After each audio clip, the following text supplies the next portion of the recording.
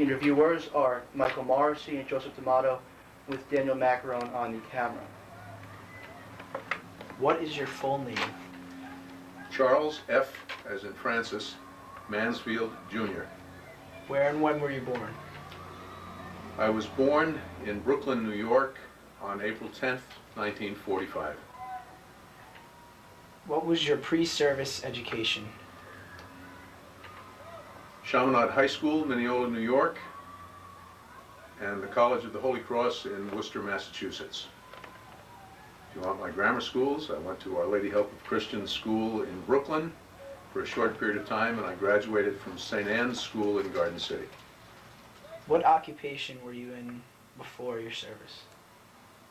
I was a student. When did you enter the service? June 8th, 1966. Were you drafted or did you enlist in the Army?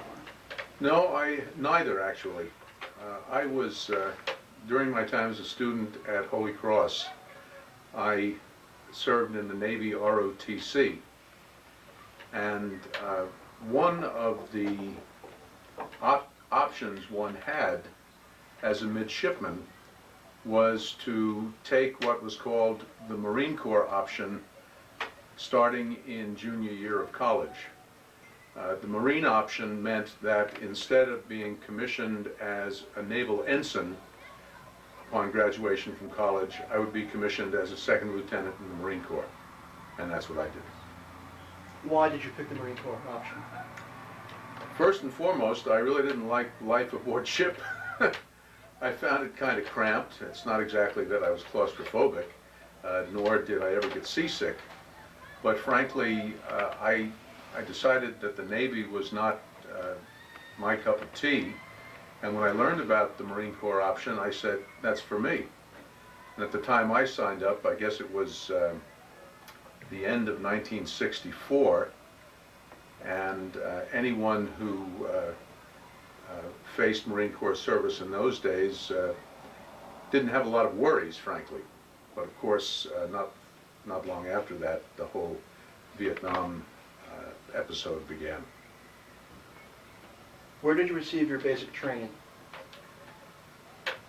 First and foremost, it was in the Navy ROTC at Holy Cross, but in terms of actual basic training, something that would be the equivalent of boot camp, I went to Quantico, Virginia, to the Marine Corps base there in the summer of 1965, and that's where I actually received basic training. How would you rate your training at Quantico?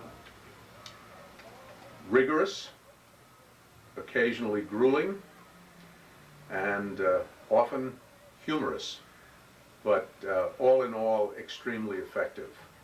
I have to say that although those 6 weeks were not easy, as I look back on them, they did me a lot of good. We couldn't wait to get out of there and get home, but it was well worth the effort as I look back and what it meant to me. Why would you say it was humorous? Primarily because of the Marine Corps sergeant who was our platoon leader during those 6 weeks. He actually was a native of Olean, New York, and had already served in Vietnam when he became our platoon sergeant. But he guided us through training. He really provided a lot of laughs by dint of personality, and also some of the things he said. For example, one day we were at a rifle inspection, and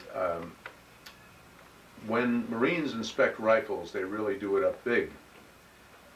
If the bore or the barrel of one's rifle is nice and clean, and you look at it in the sunlight, you will see what are called the rifling grooves very clearly, and the shiny interior of the bore or barrel. Well, even if one has a clean rifle, sometimes if the rifle is jarred, or even through simple marching, a speck of carbon can come loose inside the rifle, that is, come out of the rifling grooves and sort of attach itself to the the smooth bore surface. That little speck of carbon looks like a lump of coal when you look down the barrel of the rifle. Well, Sergeant Surratt one day at a rifle inspection actually came upon this very situation. It was a buddy of mine from college whose rifle it was, and referring to the bore of the weapon and the speck of carbon, here we are all very serious, and there's no talking, there's no laughing. I mean, we're in formation, the entire platoon. Sergeant Surratt looked down the bore of this guy's rifle, he saw the speck of carbon, and he said, "Matthews, who shit in your bore?" I mean, we had to stifle laughter. I mean, this is just incredible. Same guy with another guy in the platoon one day. This poor guy had a little insect in his rifle. So what did Sergeant Surratt say? He said, "Hooley," that was the guy's name, he said, "You have a homesteader in your bore." I mean, you can't make this stuff up. And here, the rest of us are just trying to stifle laughter at this guy's antics. He was really a beauty. Did you receive any specialized training while at Quantico or after Quantico? After Quantico, I spent some time also at Quantico, by the way. I went to the Marine Corps Officers Communications School, where I trained as a communications officer. And that was really the only other specialized training that I had. Marines are trained first and foremost as riflemen, even officers. A Marine is a rifleman first. That's the basic weapon and the basic training. But there are other MOSs or military occupational specialties, such as being a pilot, being a communications officer, being a combat engineer, or any one of several others. What were some of the things involved with being a communications officer? Essentially, the job is to keep combat units talking to one another when they need to. And especially in the combat environment where there are hostilities around you, that becomes more and more of a challenge, because people are not only trying to kill you, they're trying to get your equipment and break down the communications. But essentially where I was in the northern part of South Vietnam, when I was in that country, I was responsible for all of the radio relay communications in the northern part of what was then South Vietnam. And all that stuff filtered back into various headquarters, communications facilities, and ultimately back into the Pentagon. How did your equipment function while in Vietnam? Almost always very well, because we maintained the equipment, kept a high state of readiness. We were well supplied, usually on a timely basis. We got what we needed, when we needed it, and that was really the key, keeping the equipment up and running, and above all, keeping the men who were in the equipment supplied with the things they needed, not just parts and equipment, but also things like food and water and maybe an occasional beer if we could get a hold of it. Would you like to discuss your combat experience in Vietnam? Try to say in chronological order. My combat experience in chronological order, well, it was really pretty good for me. I was extremely lucky. The first night I was in Vietnam, in a place called Dong Ha, which was my actual duty station,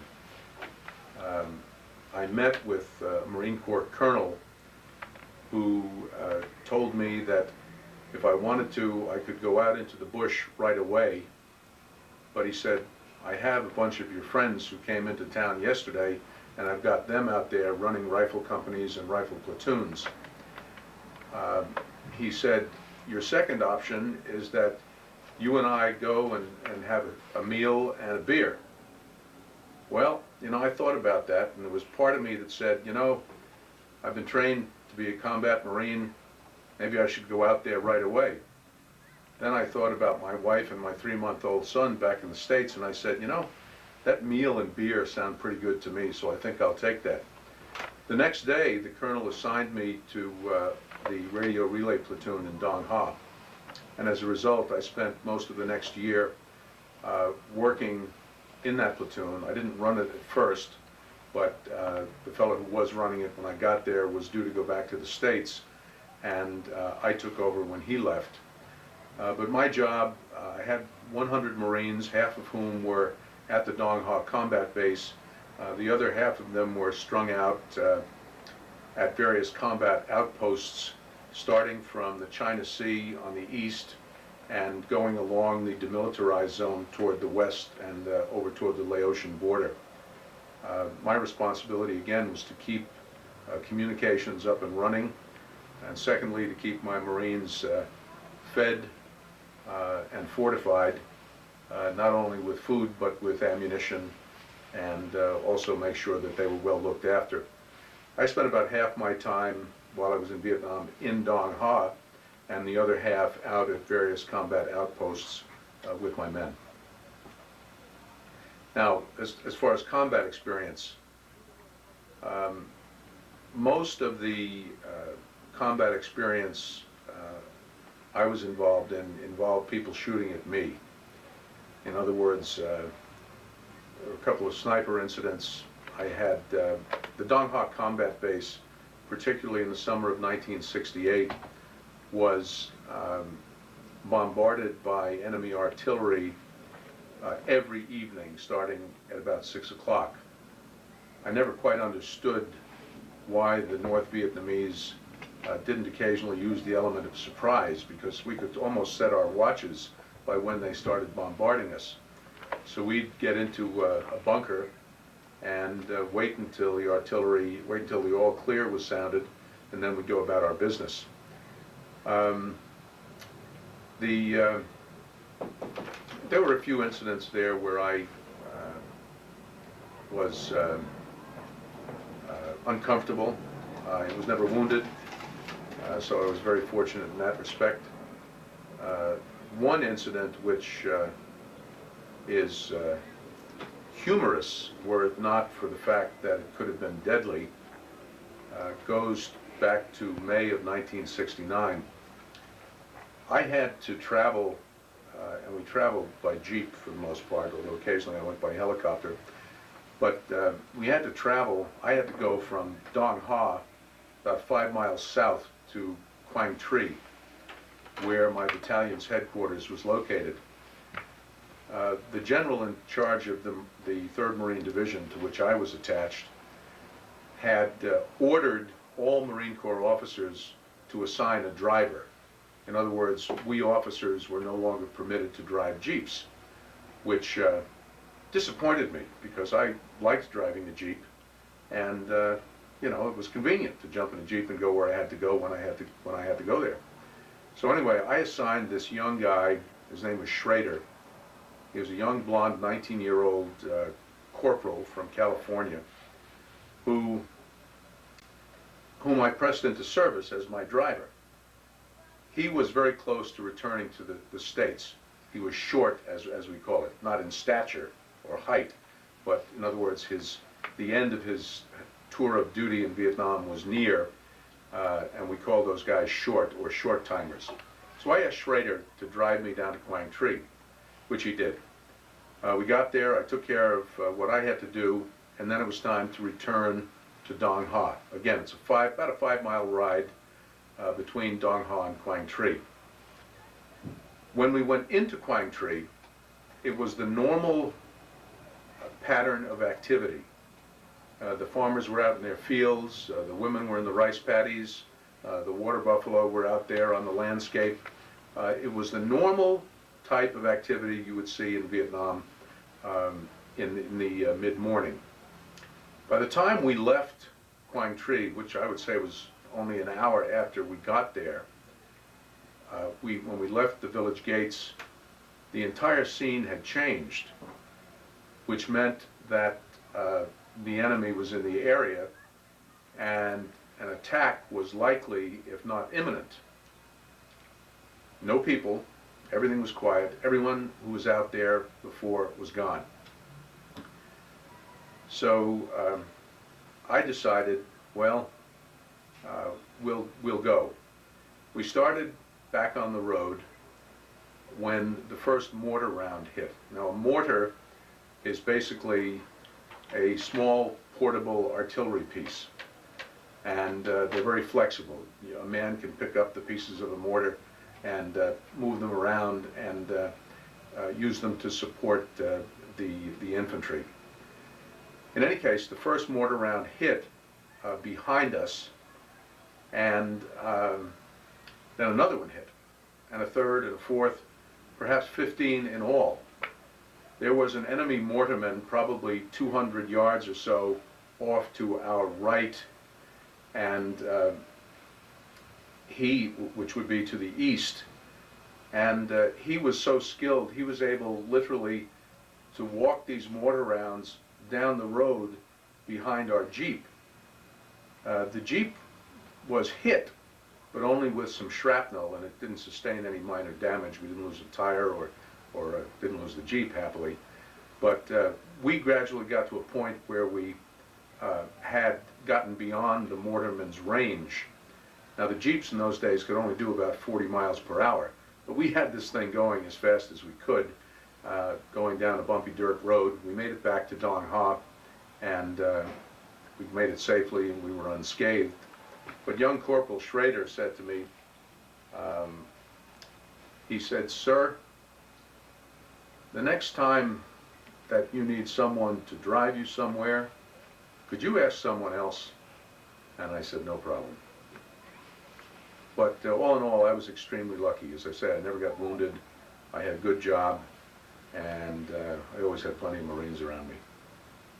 Do you have any other memorable experiences from Vietnam? More than a few.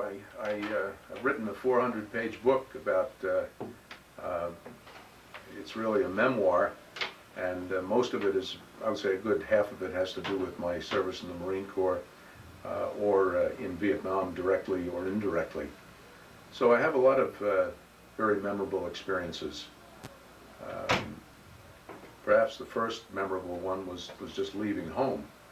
I mentioned earlier that I left my wife and our first son, who was then 3 months of age, and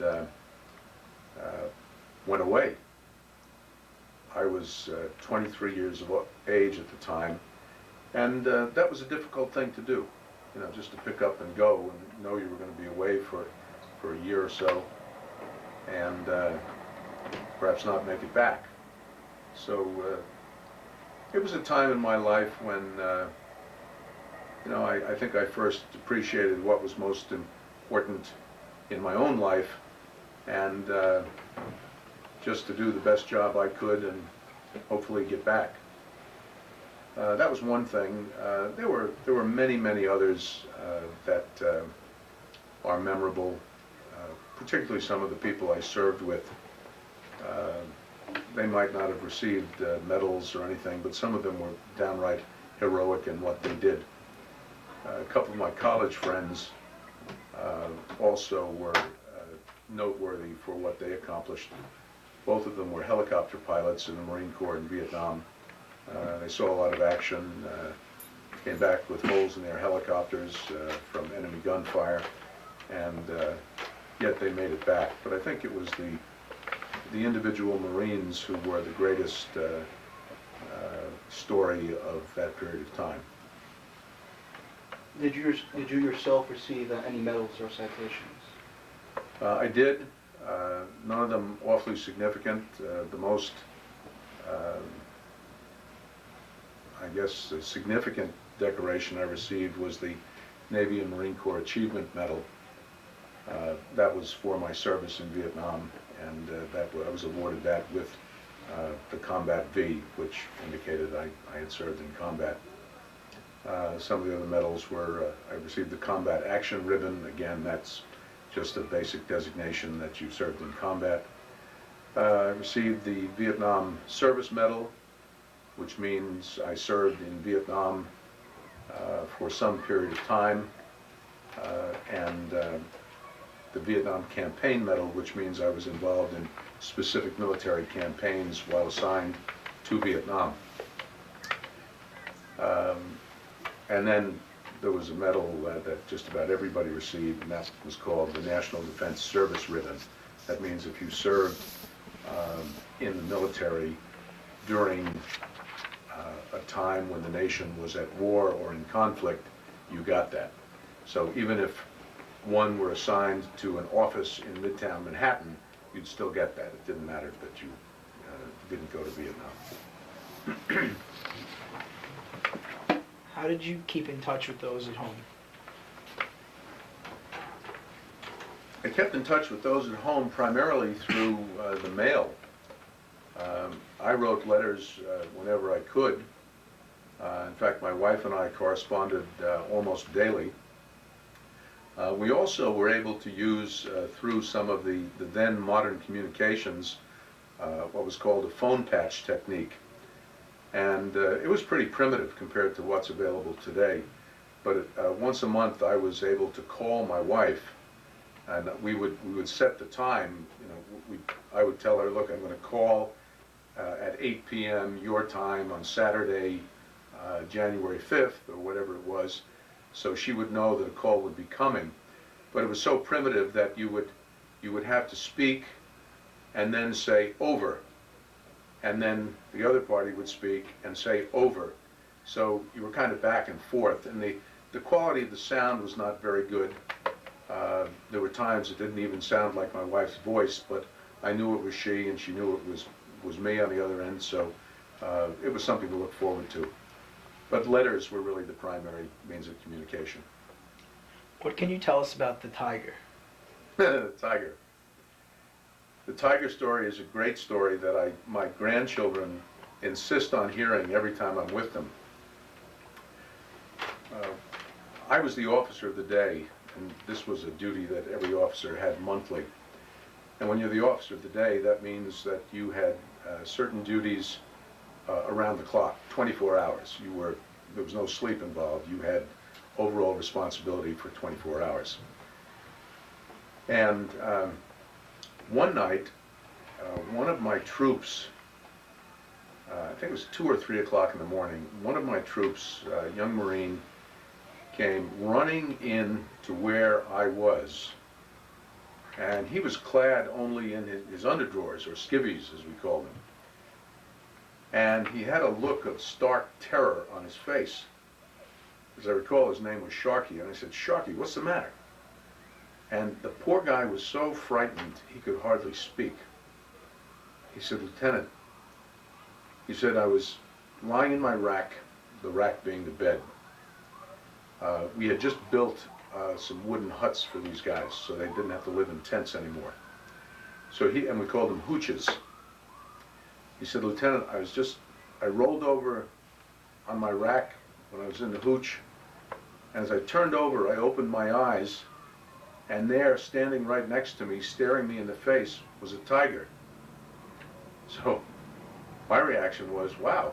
Now, I knew that there were tigers around because we were warned about them, and there was a military newspaper that still exists today called Stars and Stripes, and they would have front page articles of soldiers and Marines who were attacked and sometimes killed by tigers.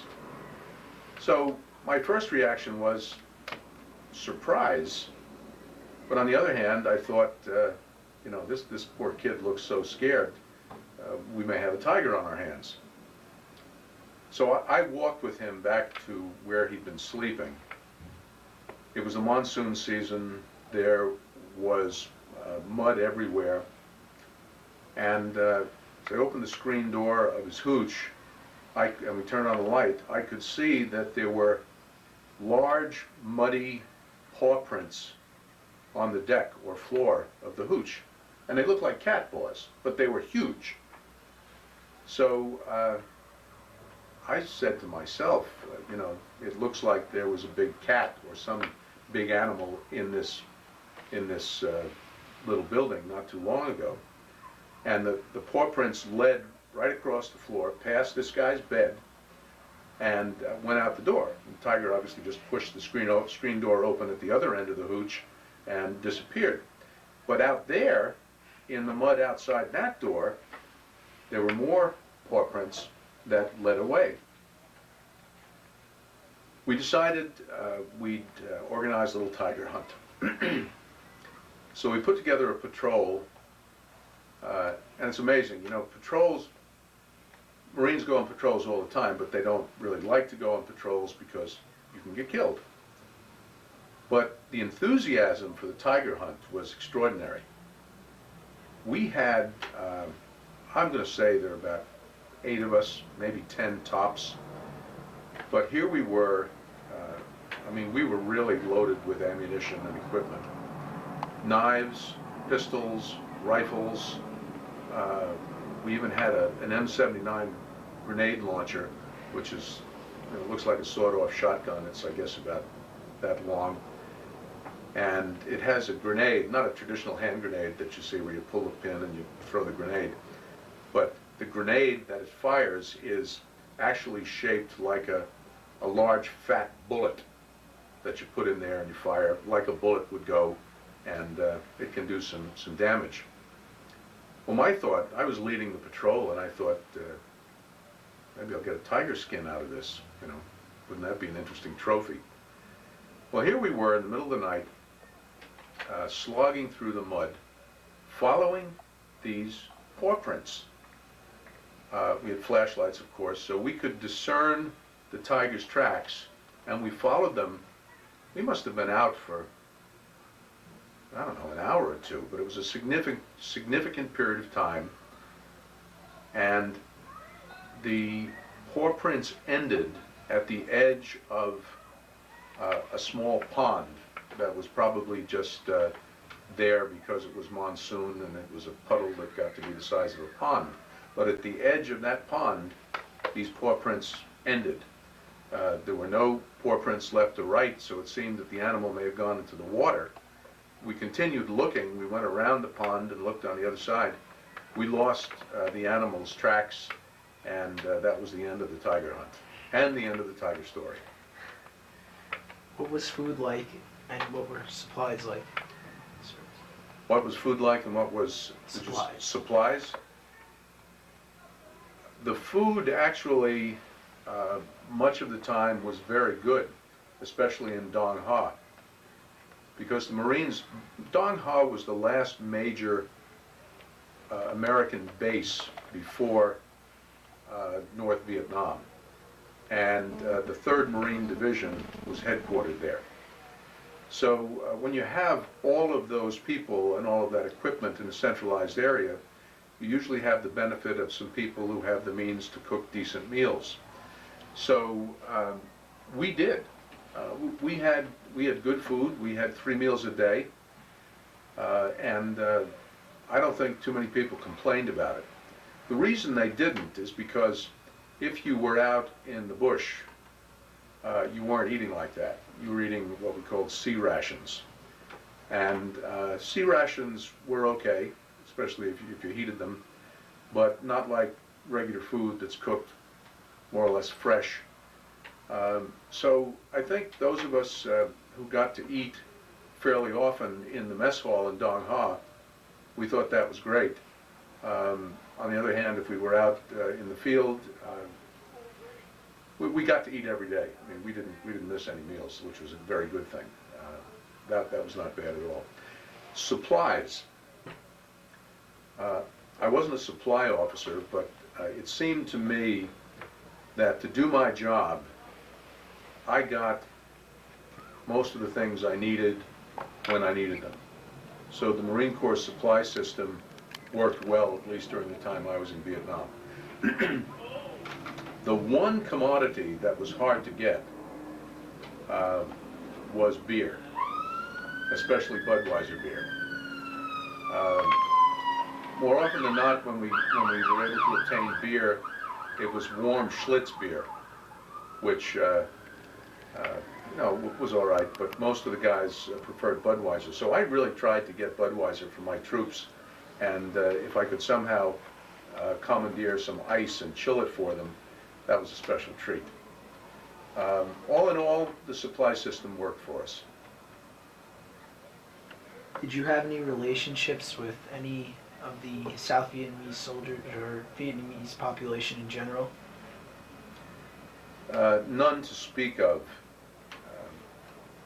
We, there were only a few South Vietnamese soldiers who were in our garrison or within the Dong Ha combat base who would, and they usually kept it themselves. In fact, they were supposed to. There wasn't, at least in my company, any intermingling of South Vietnamese soldiers with American Marines or soldiers that I knew of. The South Vietnamese we occasionally interacted with were called ARVNs, A-R-V-N, which means Army of the Republic of Vietnam.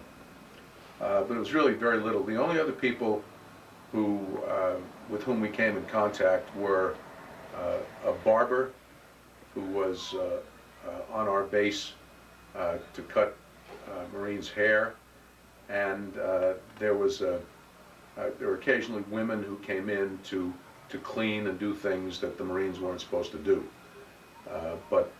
And they were South Vietnamese women. But very little contact with very little interaction with the South Vietnamese. What was your reaction to the replacement of Westmoreland? I guess I was surprised, but it was a surprise to a certain extent because I don't think I expected it to happen. I figured he would stay in his position for a while longer. But I think by the time he did move out, I think it was a combination of events that caused that to happen. One, President Johnson, I think Westy moved out of the job in 1969, and Nixon was already in office, having won the election against Hubert Humphrey in November of '68. There had been a lot of changes. The Secretary of Defense had resigned. Westmoreland stepped down. New people came in, and I think that was probably a reflection of the change in administrations, as I recall. I could be wrong about that, but I wasn't necessarily surprised, and I wasn't exactly dealing with General Westmoreland on a daily basis. In fact, I never met him. Pertaining to the election of Nixon, did you vote? Actually, in 1968, that was the first time I got to vote in a presidential election. In those days, one had to be 21 years of age, and the preceding presidential election was 1964, when Barry Goldwater lost to Lyndon Johnson. So I turned 21 in 1966, so the first presidential election I got to vote in was in '68. And I voted, because I was in Vietnam, by absentee ballot. And I voted for Mr. Nixon. But I'm not sure my ballot ever got counted. I'll never know. And also with that election, did you have any feelings mixed in with voting for Nixon, or why? Why did I vote for Nixon? I think I was not very astute on politics in those days. Not that I am now, but I think I know a little bit more today.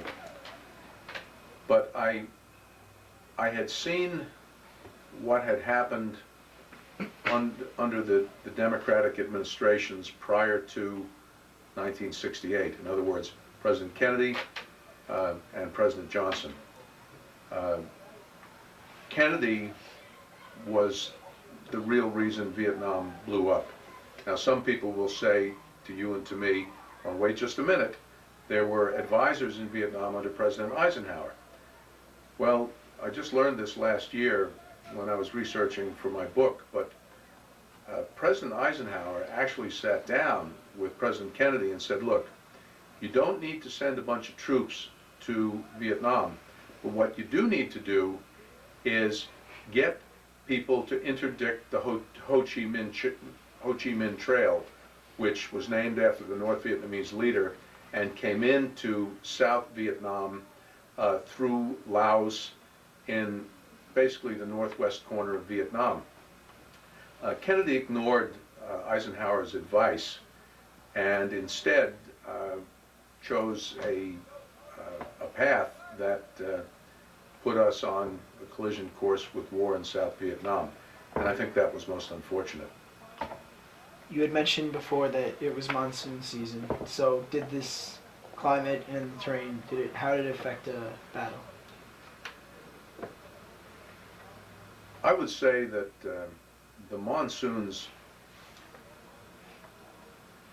one of the really bad things that the monsoons accomplished was poor visibility and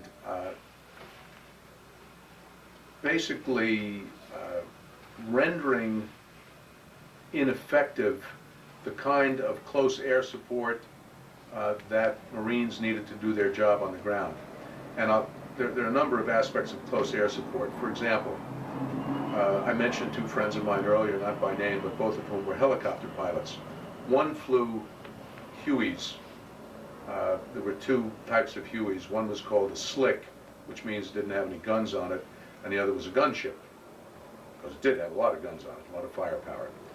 The other fellow flew CH-46s, which were primarily troop transports, occasionally supply transports, and would do things like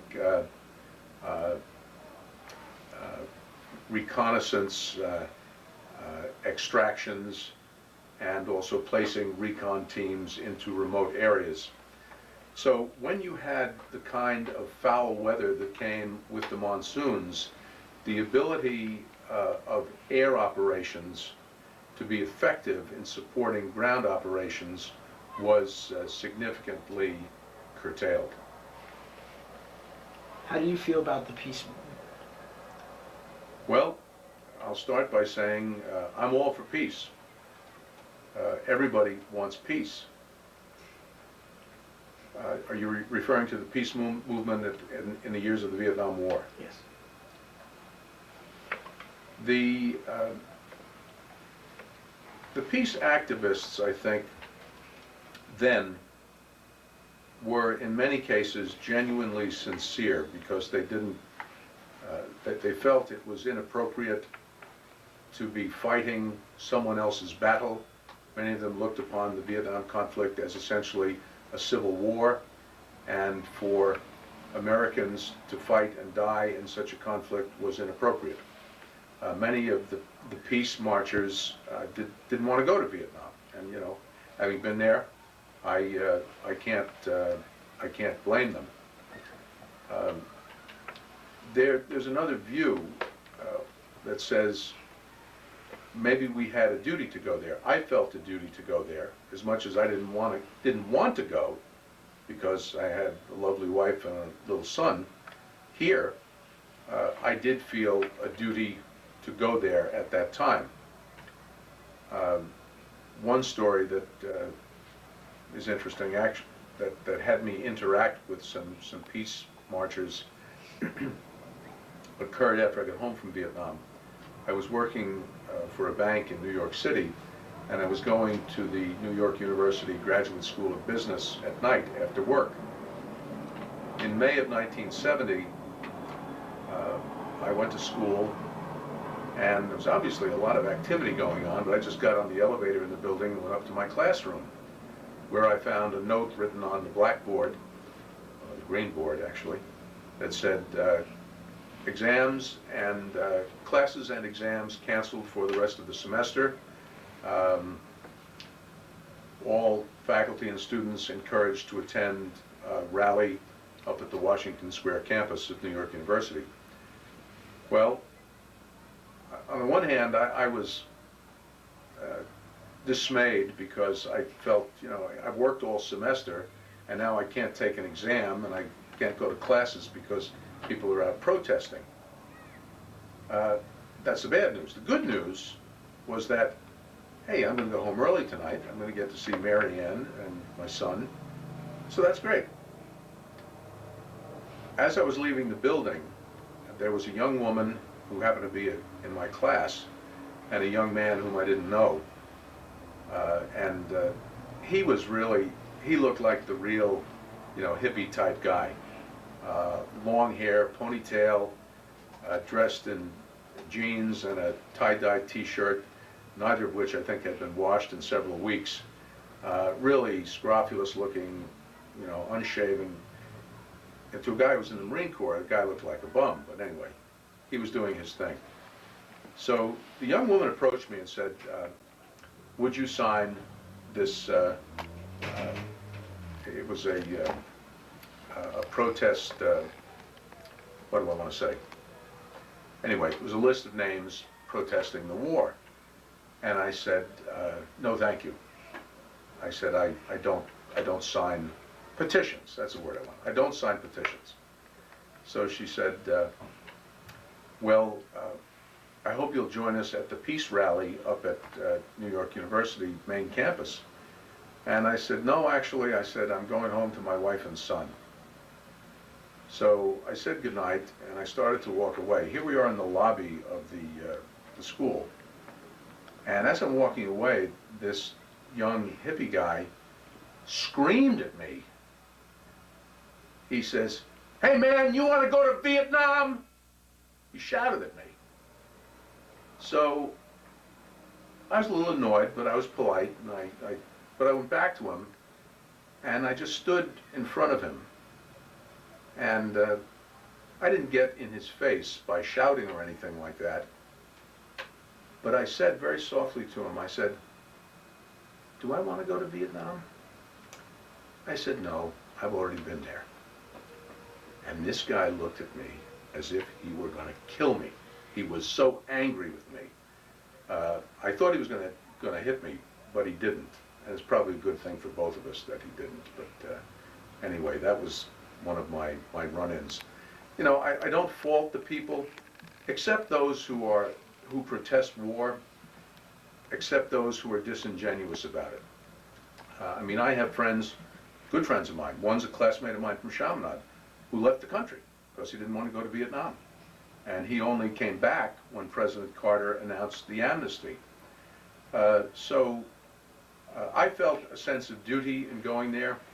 And in the broader perspective, if we look at why we were there to begin with, and I feel strongly about this, the United States signed a treaty called the Southeast Asia Treaty, and was, as a result of that, a member of the Southeast Asia Treaty Organization, CETO. Well, the members of CETO pledged to help any other member if it came under attack from another country.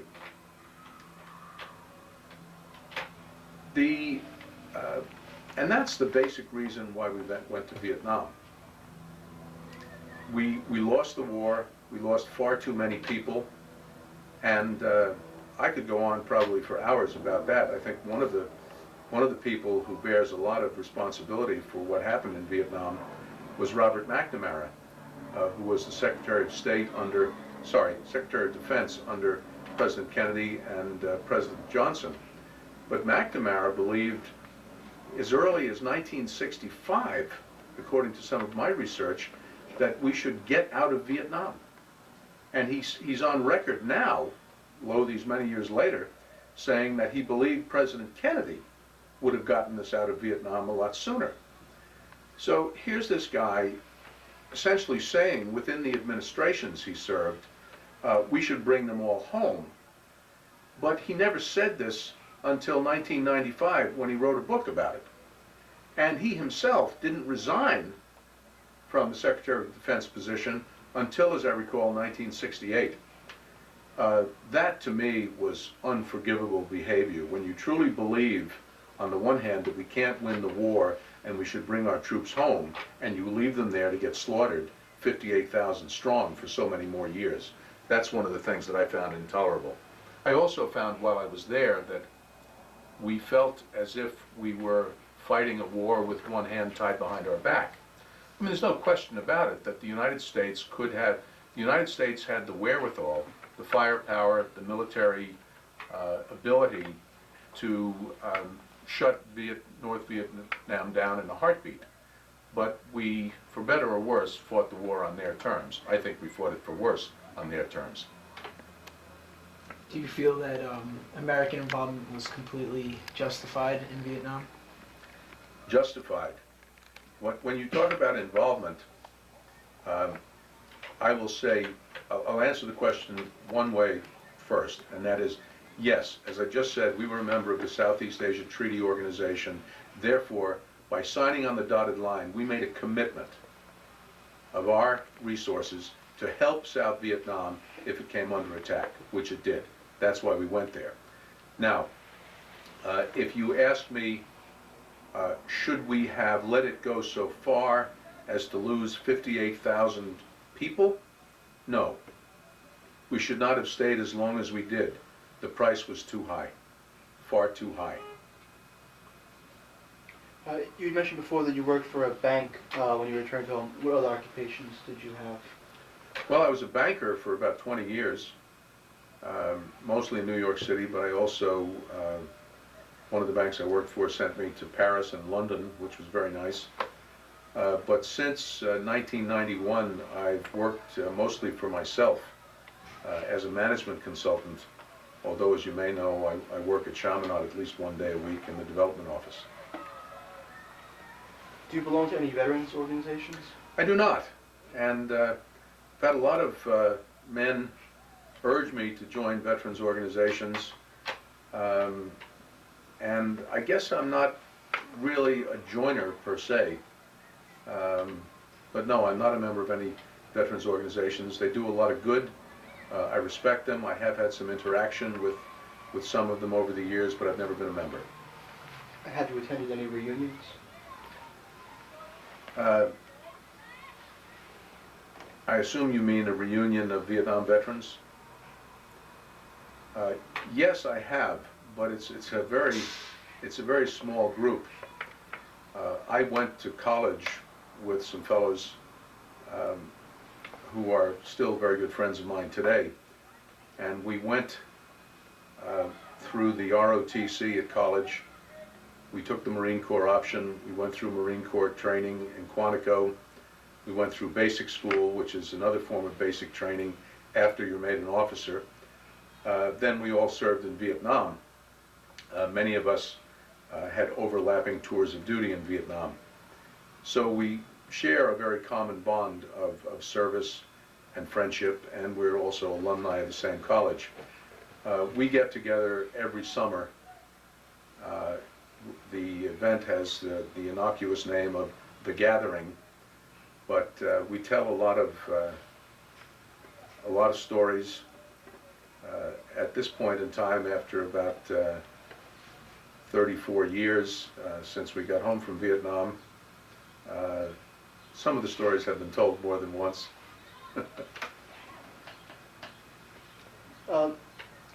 What have been your reactions to movies and books that have been made on Vietnam?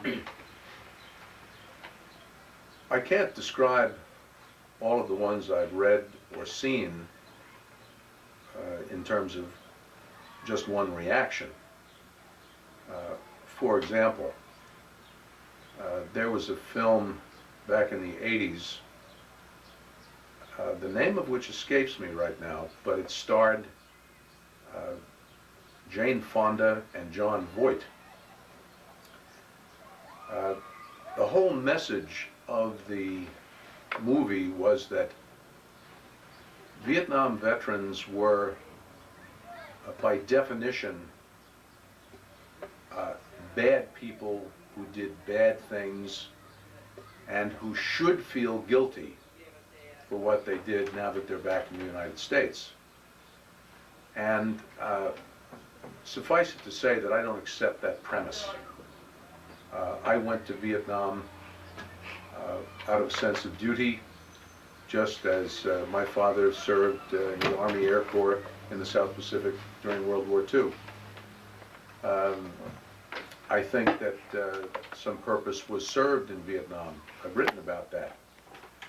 I believe that in terms of what might have happened, I'll even go stronger and say what probably would have happened in Southeast Asia had we not done what we did in Vietnam, we gave many of those Southeast Asian economies a chance to get rolling, which is why those economies have done as much as they have over the last 20 to 25 years. So there was some good that came out of the Vietnam War. You want to discuss your book? Sure. Well, my book, first of all, is called No Kids, No Money, and a Chevy. Its subtitle is A Politically Incorrect Memoir. It is divided into 5 parts. The first part begins in World War II in Brooklyn, New York, where and when I was born, and goes through the mid-60s, essentially goes up to the time when I joined the Marine Corps. The second part of the book is actually the largest, and it's called The Vietnam Era. That starts in 1965 and goes through my training in Quantico, Virginia. It then proceeds through my service in Vietnam and my return to the United States after my service in Vietnam in the spring of 1969. The third section of the book is called Back in the World. I'll explain what back in the world means. Marines and other Americans who served in Vietnam referred to Vietnam, referred to the United States while they were in Vietnam as the world. In other words, they found Vietnam such a horrible place that to their minds it wasn't even part of planet Earth. So there was the world, and then there was Vietnam. The world essentially being the United States. So when I came back to the world, I got a job and I rejoined my wife and son and kind of got back to a more normal way of life. There, in that section of the book, I talk quite a bit about the anti-war movement. I write about, I draw a comparison, I draw distinctions between let me step back just a little bit. Many people of a certain age, certainly people older than you are, and maybe some even older than I, would say that the 2 most significant dates in their lives would be December 7th, 1941, which was the day Pearl Harbor was attacked by the Japanese, and the other date, November 22nd, 1963, when President Kennedy was assassinated. I have, in my book, postulated that there are 2 new dates that make those old dates obsolete. The new dates are May 4th, 1970, which is when students were shot to death by American National Guardsmen at Kent State University in Ohio at the height of the Vietnam War protest movement. And the second date, of course, was September 11th, 2001, when the terrorist attacks on the United States occurred. So I discussed that at some length. I talk about some of the scandals in corporate America. I also talk about the activities of Marines and my involvement with Marines after my Marine Corps service. The fourth section deals with today's culture in the United States. It's called The Warp and Woof of Religion, Culture, and Politics in Early 21st Century America. And the fifth section of the book is called End Papers, and that includes a few short biographies and also a chapter called Kid Stuff, which is about my kids, my children. And it's not their biography by any means, but it's how they got to where they are today, and what are some of the things that make good, responsible citizens. Thank you, Mr. Mansfield. We appreciate you being here. Thank you very much. It's a pleasure.